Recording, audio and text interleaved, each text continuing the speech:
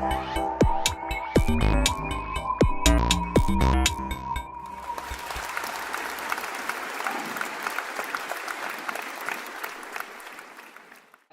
name is Pung, and I will give a talk about tutorial without tutorial.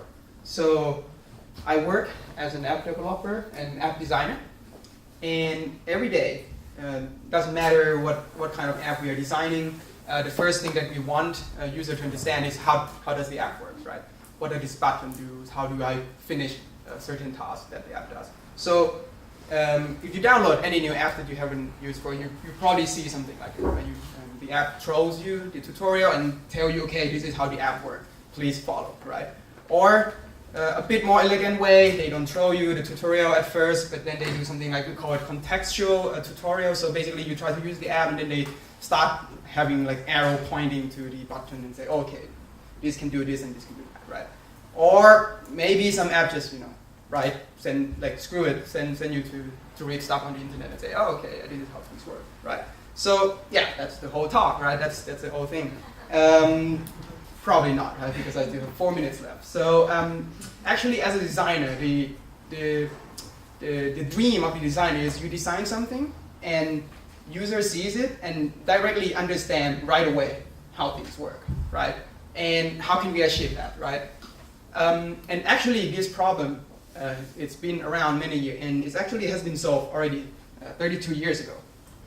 So that's why I want you to come with me to not to the future, to the past, 32 years. So this is how the phone looked like. Anyone here ever touched this? Okay, let's tell you how old are you. Then this is how the computer looks like. And any one of you have this at home? Ever play? Okay, that's great. Okay, now I'm not feeling too old. So this is one of the first game console ever, and come with this. Everybody knows Mario, right? So that's like one of the most famous game. And this is how it looks inside. And inside you can fit 32K kilobytes.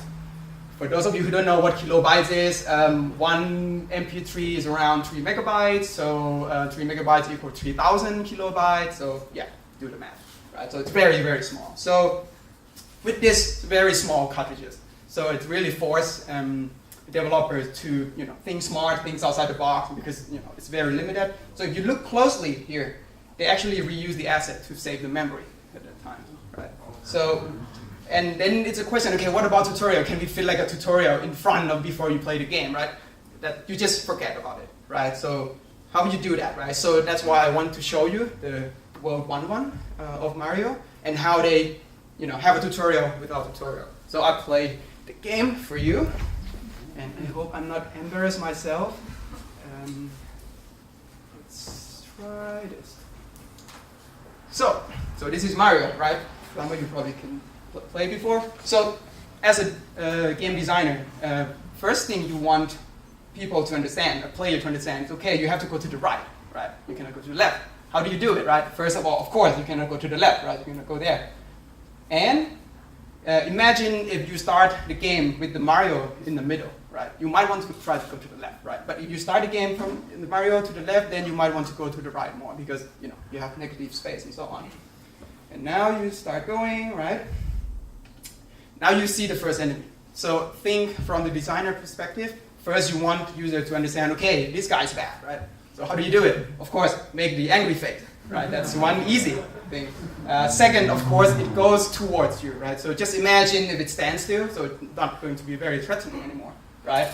And the third thing that you want, at least from the designer perspective of Mario, you want a user to know the first mechanic of Mario, which is jumping. Yes, right? So I didn't screw up. So if you cannot jump here, you will die, right? And when you die, you start from the beginning and it's not very far away, so you can try again. So meaning if you don't know the first mechanic of jumping, you cannot play Mario, right?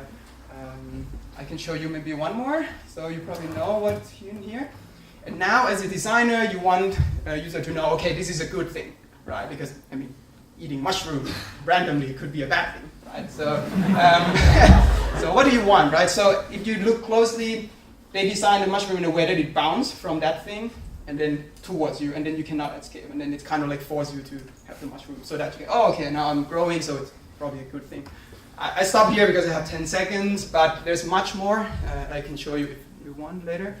So I just want to wrap it up with the quote from the guy who designed himself. You can read it, but because my time's up. Thank you.